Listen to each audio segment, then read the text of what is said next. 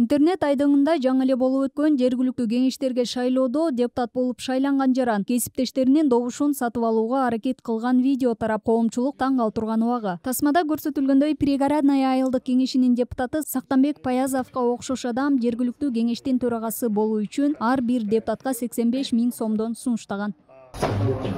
Для начала мы вам даем 80 000, а дальше еще будем потихонечку. Потому что ему еще 20 дней надо было. После этого выбора 20 дней надо будет готовиться. Вот тогда вам еще дополнительно будет. Аталган окуя бир жума мурун социалдык тармактарга тараса да Борбордук шайлоо комиссиясынын мындан кабары жок экен. Бул тууралуу аталган мекеменин төрагасынын орун басары Абдыжапар Бекматов айтты. Аталган айылдык кеңешке жаңы шайланган депутаттын пара сунуштаганы тууралуу маалыматым жок. Социалдык тармактарды карай элекмин. Кайра шайлоо болсо укук коргоо органдары менен биргеликте финансылык жактан мыйзамдын негизинде бардык чараларды көрүп, таза шайлоо өткөрүүнүн аракетин көрөбүз. Саясий серепчи Шерадил Бактыгулов жергиликтүү кеңештин депутаты добуш сатып алганы аныкталганы чын болсо жазага тартылуусу зарыл. Себеби алдыда дагы шайлоолор өтөт. Депутат болом дегендер муну сабак катары кабыл алышы керек дейт.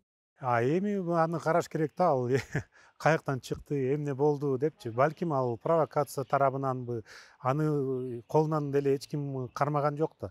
Эмне болду, кандай болду деп. А бирок эгер ушундай фактылар болсо, аларды текшериш керек, албетте. И андай болсо, тиякта 2-3 күбө чыкса эле, ошо адамдын депутаттык мандатын мындай эле алса эле болот да. Бул негизи мыйзам менен көрсөтүлгөн андай мүмкүнчүлүктөр бар.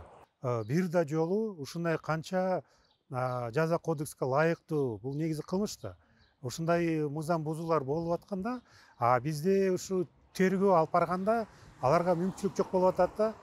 Себеби алар ушу каражатты алат, берет, бирок бирөө да ачык чыкпайт да. Мен алдым, мен бердим деп эле. Баары эле качып жүрөт да, мен алган жокмун депчи. Мыйзамды бузганды жакшы көрүшөт, жакшы билишет.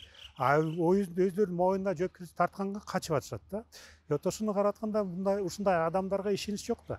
Вот ошону карата канча шайлоочулар бар, Бишкектеби, Оштобу, Токмоктобу бирөө да Боршайковдун чечимине нааразычылык көрсөткөн эмес.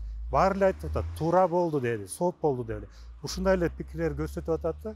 Бул эмне болуп атат? Бул негизи ушуну чыгып атат да, баары эле билип атат да, ушу адамдар кайсы жол менен ушу депутаттык мандатка ээ болом деп келди деп. Мындан 4 күн мурун жергиликтүү кеңештин бир нече депутаты жергиликтүү кеңештин төрагасы кызматына талапкерлигин көрсөткөнү жаткан адамга добуш берүү үчүн акча сунуштап жаткан дагы бир видео тараган.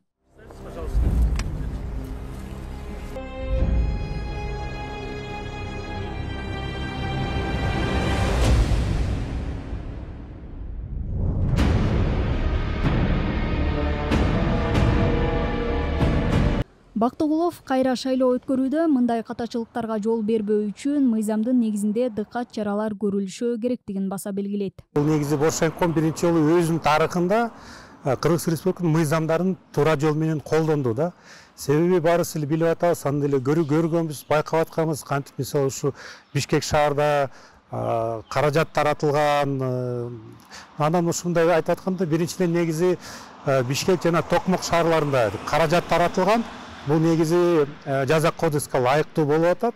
Ош шаарында негизи ушу ар кандай адамдарды пресс конференция менен чыгышкан да. Анын ичинде деле мисалы Мелис Мырзахматов, ошо адам партиясы Ош кеңешке деле өткөн.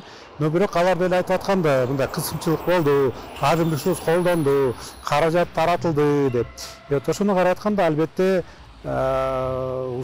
ушундай маселелер болуп атканда жаңы шайлоону негизи уюштуруш керек да. Себеби мындай болуп атат да, биринчиден шаардык кеңештерге мындай карап атканда, тиякта көбүнчө бизде мындай болуп калганда,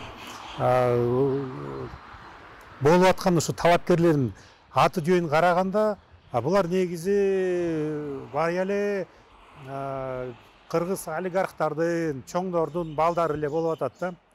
Балдарбы, жээнби, өкүл балабы, өкүл кызбы жана башкалар деле ушундай болуп калганда, себеби бул демократияга эч кандай тээшеси жок. Бишкек, Ош жана Токмок шаардык кеңештерине кайра шайлоо 19-июнга чейин дайындалып бүтүшү керек. БШКнын маалыматында шайлоо мыйзамдарына ылайык президент Садыр Жапаров добуш берүүнүн жыйынтыгы жокко чыгарылгандан кийин 30 күндүн ичинде кайра шайлоо дайындашы керек.